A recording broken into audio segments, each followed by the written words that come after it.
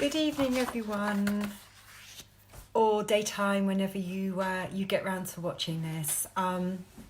Lovely to be presenting this talk to you tonight after such an absolutely beautiful sunny day. And if there's one thing we can take joy in at the moment, I guess it's this gorgeous weather that we've got in the UK, and whether we may appreciate it or not, having perhaps some extra time on our hands to actually be outside. If you've got gardens, no matter how small your outside space may be, or time to go for a walk during the day is actually something to really enjoy when normally we might be stuck in our offices for those that aren't working. Now, April is Stress Awareness Month, and it seems a little bit ironic to me that this has come along at this particular time in our lives. So as it's Stress Awareness Month, I thought it was time to give you something from a really simple point of view, actually, with regards to how what we're eating and our nutrition can influence our stress levels. It's not something that you may think about, and I just want to show you how what we choose to eat can influence our stress levels. And I'm just going to start by talking just briefly with what we mean by stress. Hi Rhiannon, it's nice to see you watching tonight. Anybody else there, please say hi, and if you've got any comments or questions, please post them as we're going along. So stress, it's a really easy thing, isn't it, for us to talk about, but stress is all to do with the trigger of what we call this fight or flight mechanism.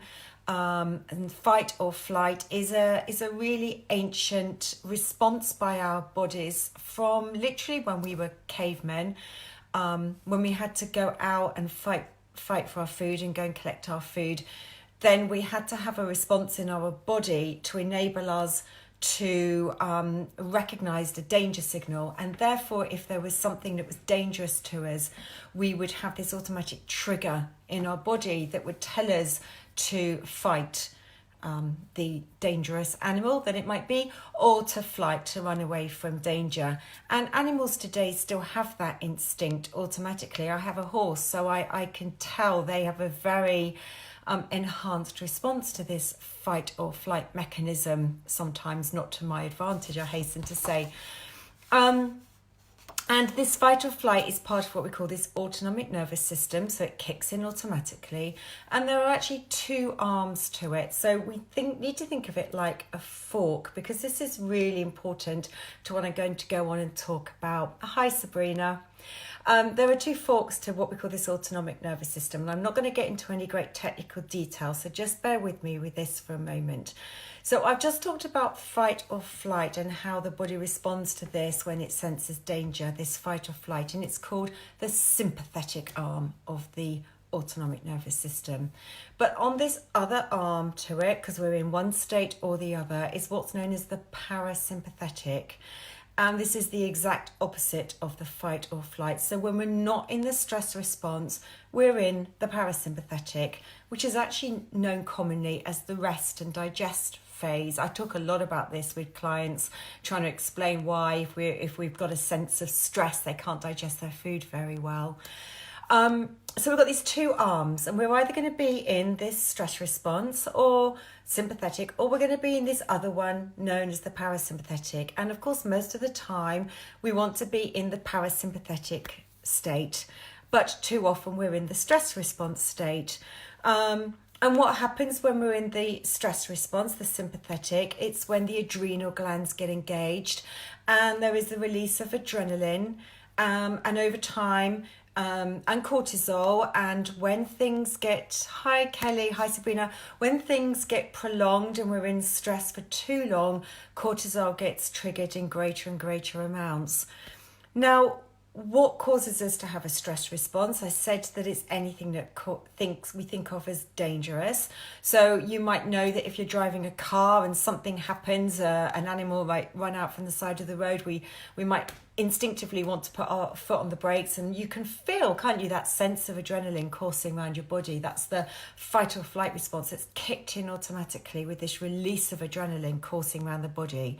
But we will experience this sense of stress in many, many other situations. And of course, at the moment, for some people, there is, and for many people, in fact, with the current situation and with this fear, there's this sense of fear.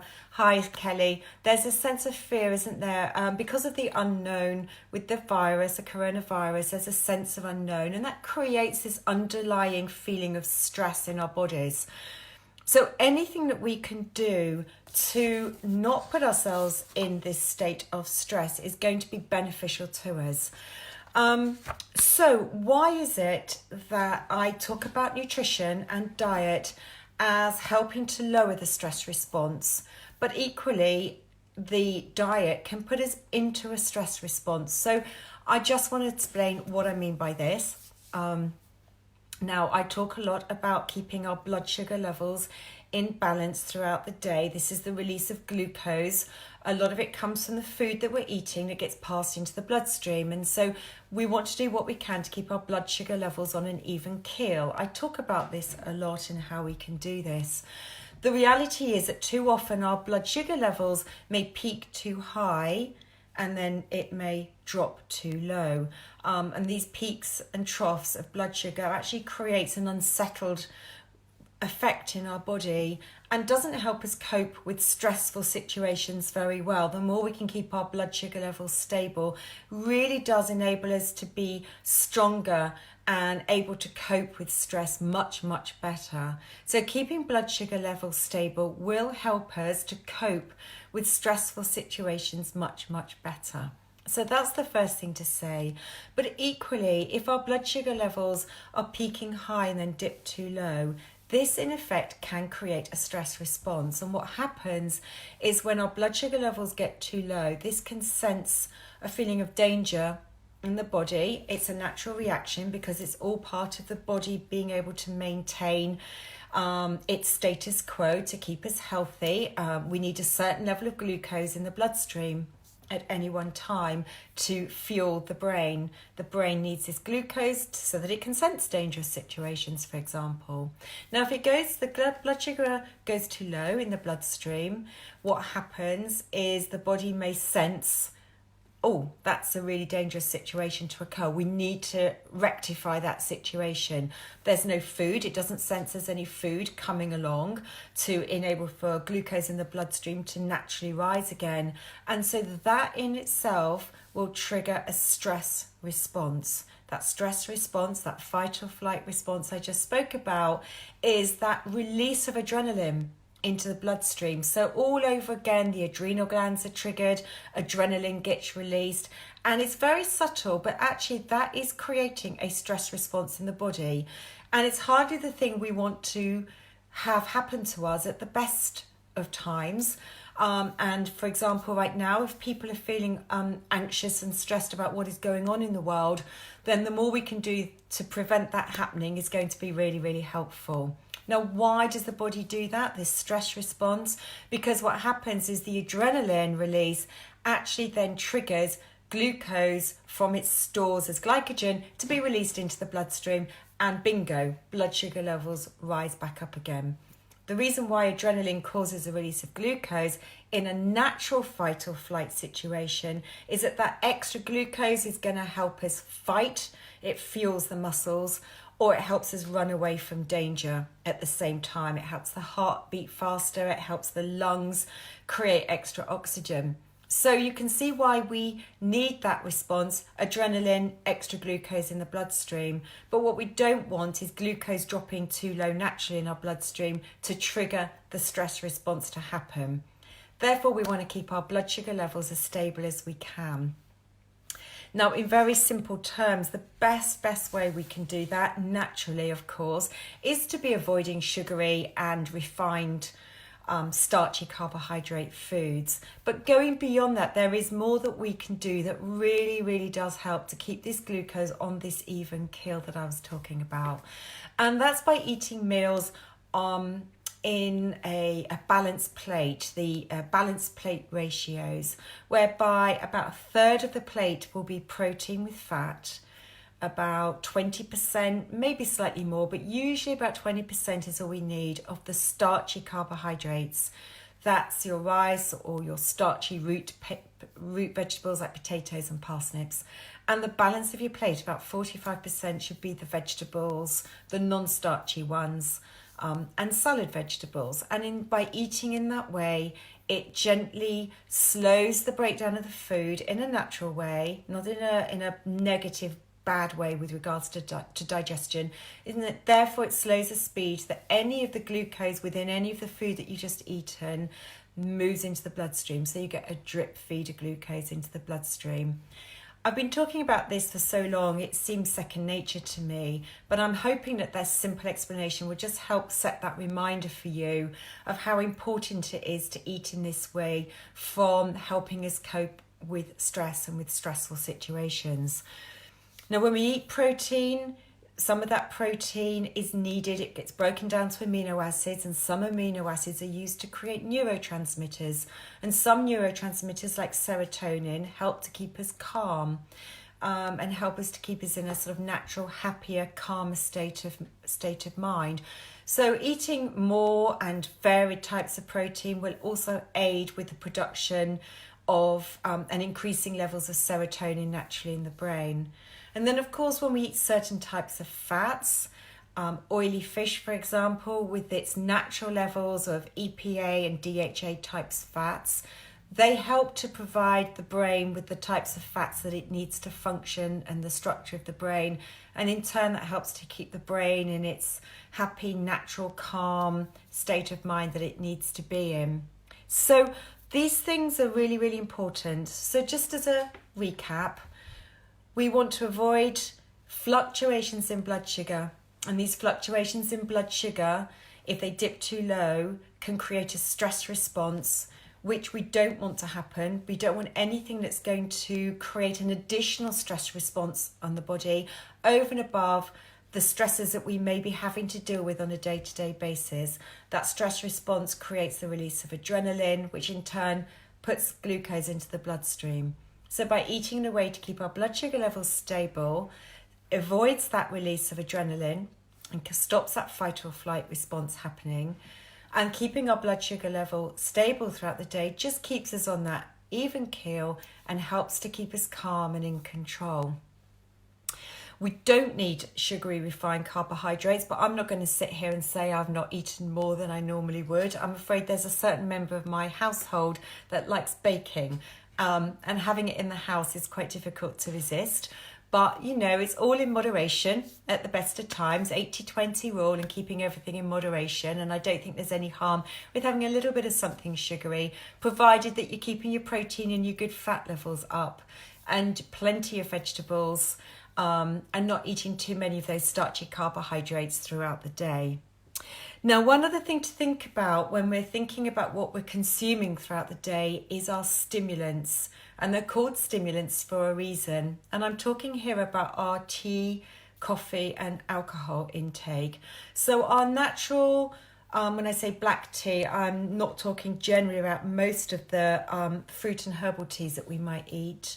But your normal teas and coffees, and even some of the decaf coffees still contain some levels of chemicals that may act as a stimulant to the body. And I'm not a favour of decaffeinated products for that reason. For me personally, I'd rather drink a cup of normal coffee, because I do like it, but I just don't drink too much of it. But they're called stimulants for a reason, because they will trigger that adrenaline release again. They stimulate the adrenal glands, and the adrenal glands, when they're stimulated, will release adrenaline. Again, it's a very subtle response, so we don't want to be consuming too many cups of tea or coffee a day. I try and keep my coffee intake to 2 cups a day. Sometimes it becomes 3, but mostly it will be about 2 cups of coffee a day. I don't like normal tea, but I do like other types of herbal teas. For those of you that might like redbush, rooibos tea, I think often it's called, there's a brand called TikTok. There's no caffeine in that, and that's a really good alternative if you like tea to have that. But go out and try and experiment with different types of herbal and fruit teas if you like a hot drink throughout the day. Just trying to cut down the amount of tea and coffee that you may be drinking. And I think there's a temptation, isn't there, at the moment? We're sitting around more, we're at home. going to the kitchen, putting the kettle on and having another hot drink. So do think about thinking twice before doing that. Maybe have a glass of water, or just try and have more cups of herbal teas or fruit teas during the day rather than having so many cups of tea and coffee. Just try and monitor your intake. They are a stimulant. They are going to create that stress response. So that's what I wanted to talk about, and hopefully that's been helpful in understanding how what we're eating and the diet and our nutrition can influence our stress response and help to keep us calm throughout the day. And I did say that I would share with you my favourite tip, which I think is very, very simple for helping to calm the stress response. So this isn't nutrition at all. This is something that's used through yoga. And I've talked about it ever since my training, and I've always talked to my clients about the importance of deep breathing. And through yoga, we practice deep breathing. But I think if we were to sit there and to start assessing how we're breathing throughout the day, I think most of us might find that actually we're breathing up here in our chest and we're breathing too shallowly. And when we breathe too shallowly, we're not bringing oxygen and drawing oxygen deeper into our lungs. I actually found a bit of research today that actually showed that when we breathe deeper into the lower lobes of our lungs, they have a high level of these parasympathetic nerve endings. That's something I hadn't come across before, but there are higher levels of parasympathetic nerve endings. So breathing deeper into our lungs actually helps to stimulate the parasympathetic system. And it also helps to produce nitric oxide. Yeah, hi, I've just seen a message from Rhiannon. Sorry, I'll just mention this, that about going into the kitchen, and it is a habit, isn't it, just putting the kettle on, we're going to the kitchen. So I'm glad I've sort of brought that into the consciousness. Thanks, Rhiannon. So going back to the breathing, breathing deeper into the lower parts of the lungs helps to produce nitric oxide, and that's a bronchodilator and vasodilator that helps to lower blood pressure and improve oxygen absorption. So what can we do? You know, if we were to go away and stop, and if you think about it now, you may find that you're breathing in the upper part of your chest and breathing shallowly. And what we want to try and do, can't see this, but if you put your hand over your navel and your lower abdomen, is what we want to encourage is to start breathing deeper into the lower part of the abdomen. Now, I'm not going to sit here doing this while I'm talking to you, but you can sit there now and start to close your eyes and just think about whether you are breathing deeper into your abdomen. And just stop and try and take some slower, deeper breaths. Try and sit comfortably. You can do this lying down later on and lie on the floor and bend your knees, or lie on a bed, or you can just sit in a chair and have your feet resting on the ground, and just started to think about whether you can breathe deeper into the lower part of your abdomen. And when you take a deep breath in through your nose, you should find with practice that your abdomen starts to expand. And as you breathe, and you can start to breathe for longer and slower deep in-breaths, that actually you'll feel your chest rising as well. And initially you might not hold that, and then you'll start to breathe out either through your mouth or through your nose, and you should feel the chest start to depress and your abdomen should start to depress as well. And that's the method. When you breathe in, your abdomen should expand, and when you breathe out, your abdomen should compress. And you should be able to breathe slowly and deeply up into your up into your chest to really get that maximum in-breath and build it up. Don't try and aim for this too quickly because it is difficult to start with. But over time, you should be able to start breathing in 4, 6, even 8 counts. And just try and slowly do that. You may start to hold this, and you may start to find that you can breathe out for more counts than you do when you're breathing in. But don't try and force it, because that becomes unnatural and uncomfortable. Just try and do this in your own time and in your own rhythm, and try and repeat that maybe 4 times, 6 times, 8 times, maybe even 10 times, because it's genuinely, you'll notice how calming it is and how it switches us from this sympathetic state and into a parasympathetic. and possibly without us even feeling stressed. Just by doing that a few times, it really does, we'll notice how it helps to calm everything down. And we can repeat this at any time. I often say to clients before starting to eat, just do that a few times, because we do want to be in that parasympathetic rest and digest phase when we're about to start eating our meals, because as it says, rest and digest is what we should be in to be able to optimally digest our food. So I hope you find that helpful. Just go away and practice that breathing at any time. Find a quiet moment when you can, just to practice that. And don't worry if to start with you find it hard. Some people find it very, very difficult to breathe deeply into their abdomen if they're not used to practicing it. One technique I was taught was maybe initially breathe out through the mouth and then take that in-breath and see if you can get the abdomen to expand. So start with the in-breath and then try and get the abdomen to expand. And don't worry about the count. Just build up naturally to whatever is comfortable for you, and do it as and when you find that helpful. So that's my 20 minutes. That's my Principles of Good Health on the 7th of April. And here I am in the UK. Wasn't expecting to be here today, and I did have a moment yesterday when I was feeling a bit sad, as I should have been on my big family holiday in Barbados. But bringing it back to reality, I'm in a very fortunate place, and I'm very lucky. I've got my family around me right now, and so, you know, life is okay, and I hope you're all safe and well at home and you're coping okay. And I will post next week. I shall be here after the Easter weekend. I don't know how we're going to make the weekend different, but if some of us are working, then at least we have the long weekend together with our families. So enjoy this gorgeous weather, because it looks like it's going to continue. And I will catch up with you all next week. Thank you for your time. Have a good evening. Bye.